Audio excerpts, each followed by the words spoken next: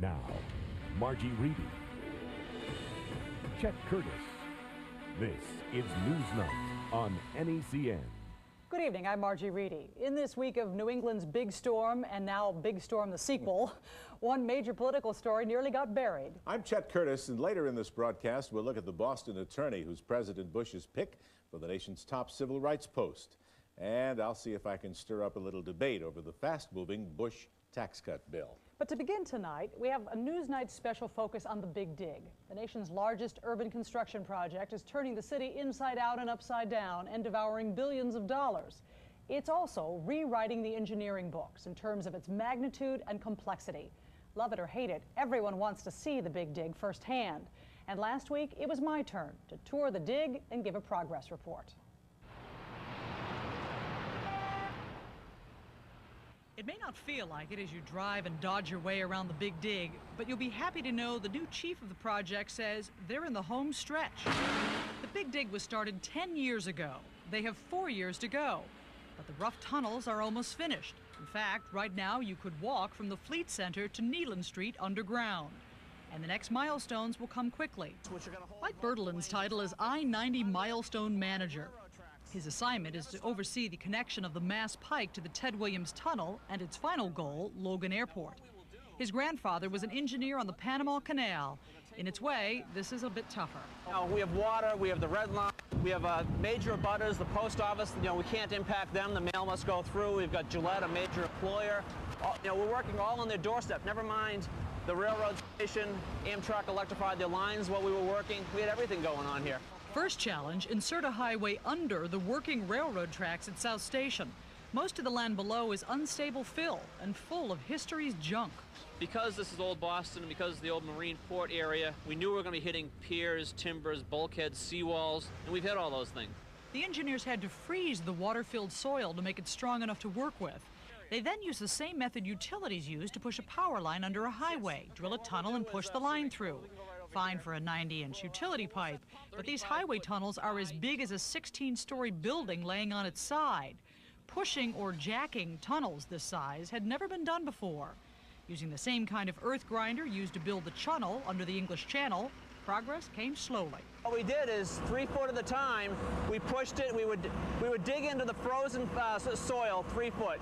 Then we'd push it 3 foot. Then we'd dig 3 foot and we'd push it 3 foot. In January, using hydraulic jacks, the workers pushed Ramp D to its final location.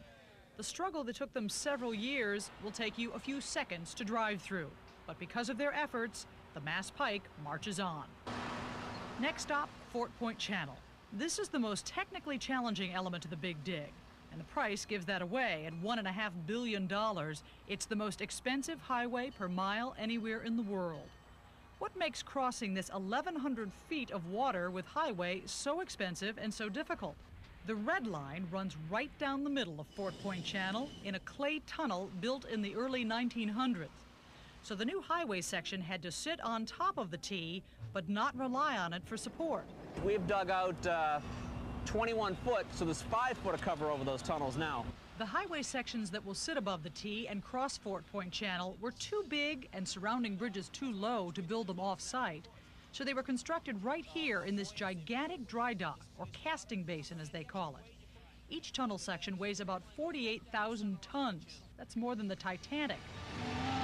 And some of the sections are about to be on the move. This week, Big Dig engineers plan to start flooding the enormous basin where they were built. A few weeks later, they will plan to take down the cofferdam that had kept out the channel's waters. And by the end of March, they'll float these concrete tunnel pieces into place and sink them. Most of this project has been science and numbers, but here engineers will rely on nature. They'll count on the tide going out to ease the tunnel sections down onto the concrete shafts that will suspend them over the red line. Indentions on the bottom of the tunnels will fit onto the large pegs like giant Legos. This will hold them over the commuter train running just 5 feet below. So these will then just connect I-90 right through here? Exactly. And when we have all 6 tubes set over, they actually will stick back into the casting basin. Then our crossing is done. We have a temporary wall that sits here. We pump the water out of the casting basin and we build 500 foot of tunnel that's missing.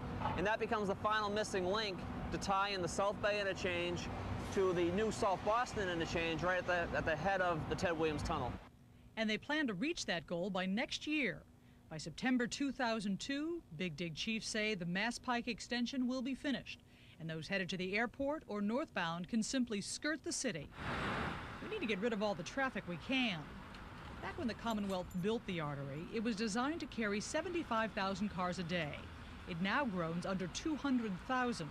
Big Dig planners promise when it's completed, I-90 will take 100,000 cars a day off the creaking old central artery, and a revamped I-93 will carry another 245,000 vehicles.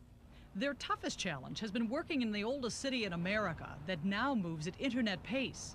But the engineers say once this work is done, it will last well into the future, for 75 to 100 years.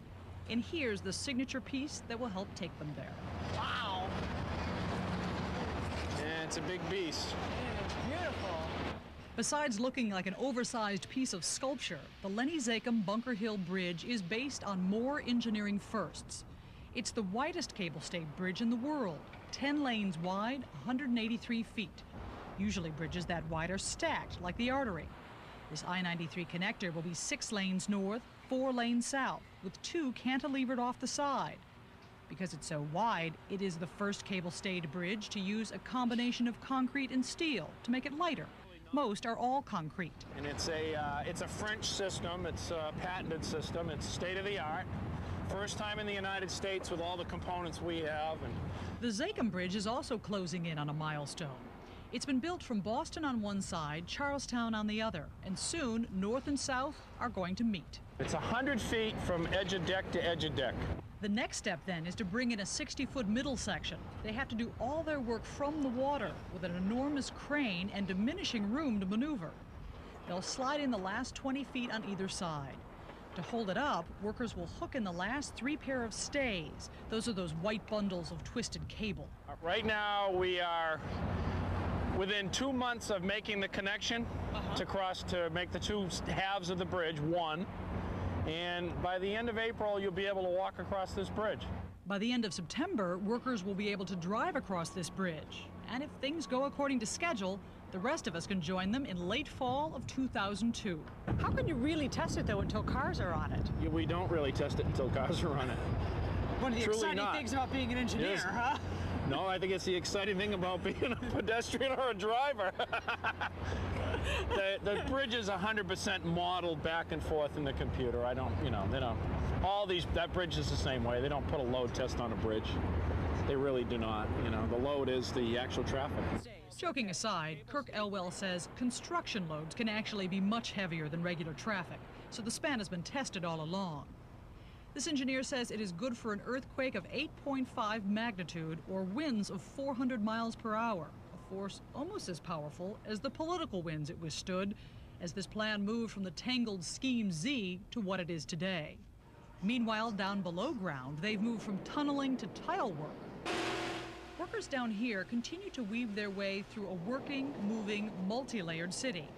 I-93 will have to chart a path over the red line, below the blue line, and meet up with the Callahan and the Sumner tunnels.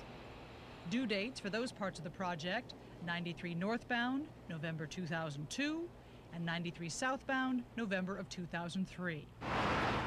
A year later, 2004, the old central artery is supposed to come down for good. Right now, it's on crutches in places, so tunneling can go on below. And it's draped in protective netting so crumbling pieces don't drop down on workers. It will be replaced by the most complex, expensive public works project in the nation's history. While cities all across the nation and the world look to it as a model, the Big Dig has been glorified and vilified in its own hometown. But the engineers who've spent a decade on this say it will do no less than transform the city. Last year, the Big Dig nearly hit the wall. There was a crisis of cost overruns. Coming up, we'll have a frank discussion with the man who rode to the rescue.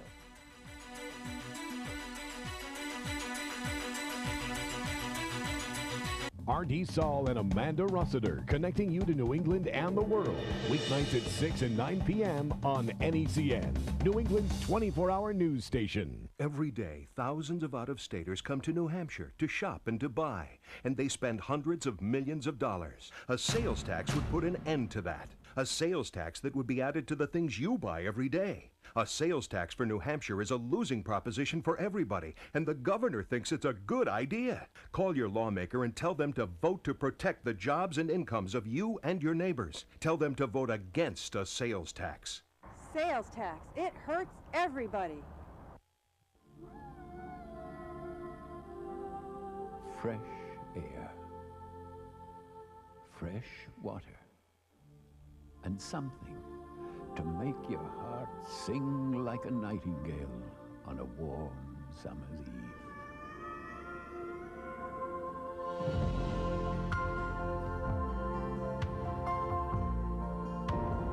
The world needs more Canada.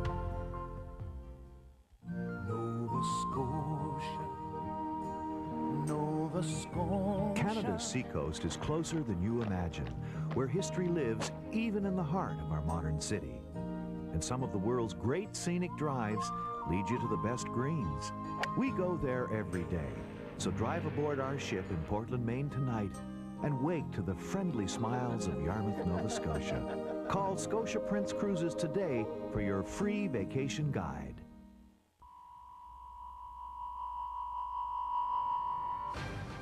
LeeJaguar.com. Quick. Intelligent. LeeJaguar.com. The intelligent way to buy a Jaguar. Hi, I'm Chris Lee, and you have my assurance of getting the best value for your investment. LeeJaguar.com.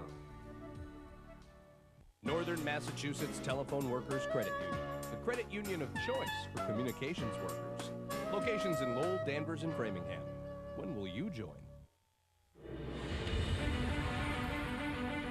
Some people complain the Big Dig devours too many dollars. Cost overruns have certainly plagued the project. And until this week, Andrew Natsios was the man in charge of getting the Big Dig under control. Now he's leaving for a new job in the Bush administration. This week I asked him to sum up the crisis he faced a year ago. He said it was people who hid from the problem. Which is a mistake in itself. All these cost overruns didn't happen at one time. They were over a period of years. And what should have happened as each one came up, they should have announced it. And people would have seen the gradual rise, which would have been a little bit easier for us to believe and to understand. James Karasiotis lost his position. Should something else happen to him? I'll leave that to the federal authorities. I'm not going to make any comments on that. Personally, you have no? Well, he and I weren't best friends. There was a lot of acrimony between us, but I think that's past now, and I don't really have any interest in resurrecting it all. Did he share the information that you needed with you? No, he did not. The reason that these costs rose, in fact, is really not because of malfeasance or mismanagement, so far as I can tell. The project isn't finished, all the investigations aren't entirely done, but it's because as the costs rose, no one talked about them. I asked Natsios whether there was enough oversight by the government, specifically the Weld and Cellucci administrations. It's one thing to say, you know, this wasn't their project, which is certainly true, but once you're governor, and so it is yours. Yeah, but there are a lot of constraints on it. If you think the governor runs the whole state, the special interest group, the construction companies, the unions, the city of Boston, the state legislature, they all make demands behind the scenes. No governor of any party is entirely in control, and there are a lot of constraints. And you say one little thing, it becomes a headline in the newspaper and a cause in and of itself. I'm not sure that the coverage of this by the media over the years has been adequate either. It was, after all, the Wall Street Journal that brought this out publicly. Why do you think that is? I think there was a lot of support for the project by a lot of different people, and they wanted to believe the best. I suspect that Jimmy Karasiotis' management style, which is a very tough one that scared a lot of people, meant a lot of people who might ask questions otherwise in other sectors of the civil society didn't ask the questions that perhaps they might have. Well, several groups started asking questions when all this came to light. The Department of Transportation and Rodney Slater and the FBI and the SEC and John McCain and who knows who else. Where does all that stand? It seems like all that has dissipated. Or is it just working behind the scenes? I think it has dissipated. If you ask people in Washington now, this is not an issue anymore. And Natsio says Washington won't be getting any more nasty surprises. In terms of what can be predicted, I am confident that the $14 billion, $75 million figure that we came out with, which has been confirmed by 3 independent sources, is a reasonable estimate. He says that estimate comes at the upper end of the range, as opposed to previous estimates. We sort of took a Disney World estimate of what this would cost. We took all of the things that could go wrong and all the things that could go right, and the assumption seems to have been made that all the things would go right and nothing would go wrong. I wonder if that is a huge factor in all of this, that a lot of this has been tried to be moved ahead quickly because there was that fear that if people saw the real price tag of what it would likely be down the line, it would have never seen the light of day. I think that is the argument it is used. I have to say, I don't think that's a good argument. In other words, that may well have been why it was done. I wasn't around here, so I can't tell you that with any degree of certainty. But it is pretty clear to me, as a matter of public principle and public policy, that the public and the media and the legislature and the Congress and the Department of Transportation in Washington should know about what this thing is going to cost before it's built, not after it's 2/3 done. I'm not sure it's still useful to keep debating this, because it's 2/3 done, it's going to get done, and being bitter and angry and blaming everything on the state that goes wrong on the central artery seems to me a little silly and not very constructive or mature. And that's what's happened still. People still blame the artery for everything. Andrew Natsios took one last tour of the Big Dig and launched a big trial balloon yesterday. He floated an attention-getting idea for a new 27-acre surface corridor that will be created on top of the Big Dig. In the heart of the corridor, Natsios envisions a spectacular fountain surrounded by a Greek-style amphitheater.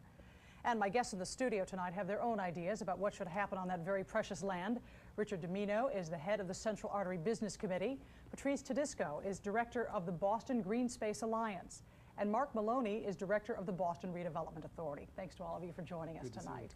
Mark, let's start with you. There has been all sorts of discussion about what should happen with this land and discussion from the mayor that the city should control this. Why should the city have control of this when the state has put in so much money, the federal government has put in so much money?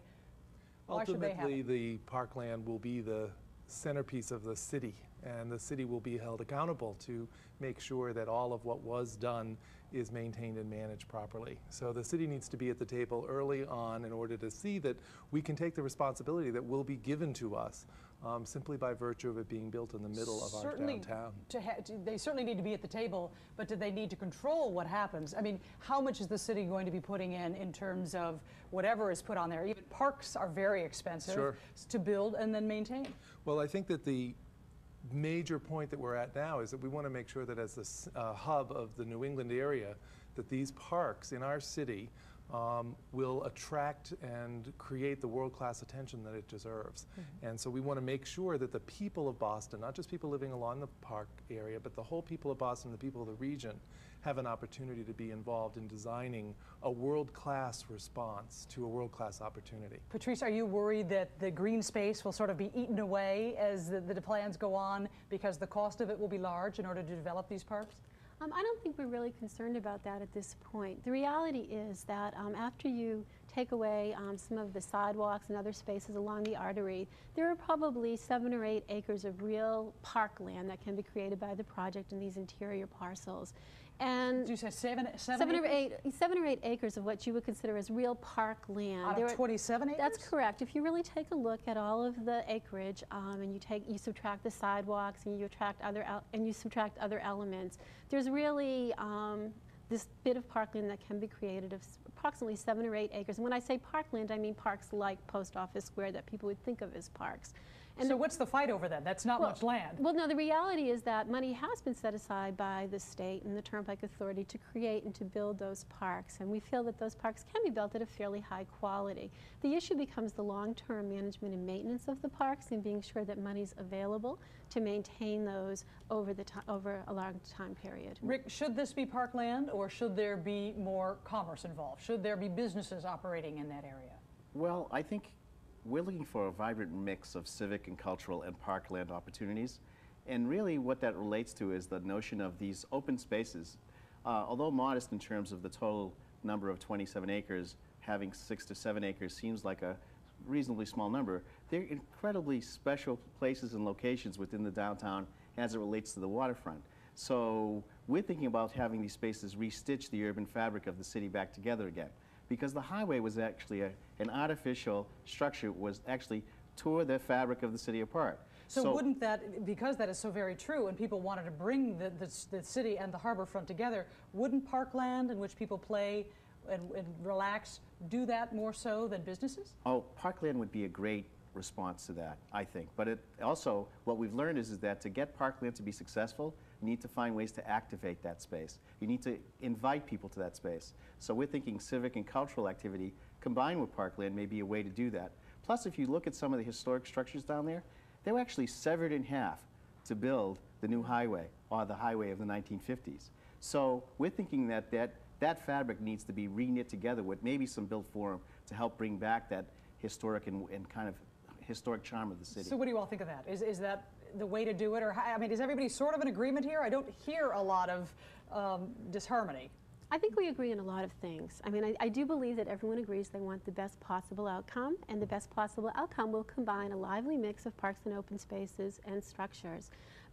Within the current... What kind of structures? Well, the Alliance and other open space advocates would like to see structures that support the parks and open space. And those are things like kiosks that would contain cafes and certainly restroom facilities. We know that at least on one parcel, there'll be accommodation for tourists and perhaps an information center for the Freedom Trail. So we see a whole host of structures that can support the parks and open spaces that are allowable within the current environmental regulations and can be built within those spaces. It's the scale of the structures, I think, that people are debating, and how much additional structure should or should not be on the open space. Mark, what do you see? Well, we agree in many ways. We want to make sure that what the structures are, though, really enliven the park, because we want to have it be an active place for a lot of the day, not a place to have lunch in the middle of the day. So what do you think of Patrice's vision? So I think Patrice's vision is a good vision. I think we just need to make sure that as we think it through, we think through what the real programming will be in those parks 24 hours a day, 7 days a week, and therefore we need to have opportunities presented in them that will bring people to activate them. They need to be supported by the support structures that Patrice is describing, and there may be some other modest things that need to be done to really have it be inviting. So give me a view of this. Are we talking about what it would be like Commonwealth Avenue? So it's sort of a big boulevard? Or are we talking about the Esplanade? I see it as a series of parks that will knit the neighborhood back together. Yes, it's linear in many aspects, but in fact it needs to be block by block, in my opinion, as it knits the downtown to the waterfront side. So different characteristics, so perhaps, I think that's right. On where it is. And there are residential components on either end. The Chinatown community and the North End community are residential. They would call for a different nature of park. Each one of these acres goes through different neighborhoods within the city. And so the notion of looking at it, as Mark suggested, block by block is critically important, because that gets back to the notion of knitting, as opposed to reinforcing the alignment that was put there by the highway, which is really not what Boston was all about. Boston were finding fingers to the sea. You know, our waterfront was our historic landmark that brought commerce and people into our city. So we want to reinforce the nature of bringing people to the water's edge and that east-west orientation of our city, not this north-south alignment that was artificially created by a highway. And that takes more of a block-by-block approach at looking at each one of these open space parcels. And I would agree with Mark that 18 hours, enlivening that space, helping to reinforce our tourism community and making this place a destination, not just a place that looks nice when you're in a helicopter. And I also don't want it to be just for tourists. I want it to be for the region, for the people who live in Boston, not necessarily on it, but somebody who wakes up in Jamaica Plain or Roxbury on Saturday morning and they want to go to this park system, like we have with the swan boats, with the skating rink in the common. So we need to have it be world class, not just for the world, but for the people who live in the region. So what do you think about, like, Andrew Natsios' idea of a big fountain there? Does that fit into the plan? It or could. An amphitheater or things like that? I think that gets ahead of where we are, and I think it could. I want to make sure that we have elements that are clearly world class, but we are not there yet. A fountain may be the right answer, but we really need to think it through in a more careful way. We need to get to a stage where we have found internationally acclaimed architects who are competing to give us their ideas and to hear from the Boston community and the greater Boston community a wide variety of suggestions. Andrew's ideas enliven the conversation, but they're only the very, very beginning of what could be considered. So since the artery won't come down until 2004, can any of this begin until that time? Really in earnest? certainly the planning can, and that's the stage that we're in now with the master planning process and the dialogues that we're having with the community and in those around the city. Basically, are setting the template for that. We're asking people what should be there and what people would like to see. But in terms of people seeing changes? Between now and 2005, there's a planning and design opportunity. But not until the elevated structure starts coming down are we really in a position where we can construct the future. How serious, this being Boston, there's always that, give and take, shall we say, between various different elements. How serious is the struggle between the city and the state over control and over ideas in regard to this? Well, I think it's serious. I think we have to make sure that at the outset of the design that we know who's going to be held accountable and responsible for maintaining it, because I think that will shape what the right design is. And so without weighing in one way or another, although my allegiance is obvious, I think it's very important that the governance and the ongoing finance be structured properly, and it should be done now before we engage in any designing process, and that organization that gets created to govern and finance should be the client for those parks. What is the city most afraid of? The city wants to make sure that the park system is created that we can make sure is something we can be honestly responsible for. So you're talking about police presence there, or cleanup, or real nuts and bolts things? That's right, and we want to make sure it invites people of the city and the region, not just a beautiful place to view from, as Rick said, a helicopter. We really do want to have it be active. And I don't think any one of us disagree, but as we create that activity, we want to make sure it's multicultural, it serves a wide variety of people, and it's an 18-hour-a-day possibility. Okay, thanks to all of you for being with us tonight. My guests, Richard Domino, Patrice Tedisco, and Mark Maloney. Next up, Chet Curtis looks at the major political stories of this week, starting with President Bush's tax plan victory.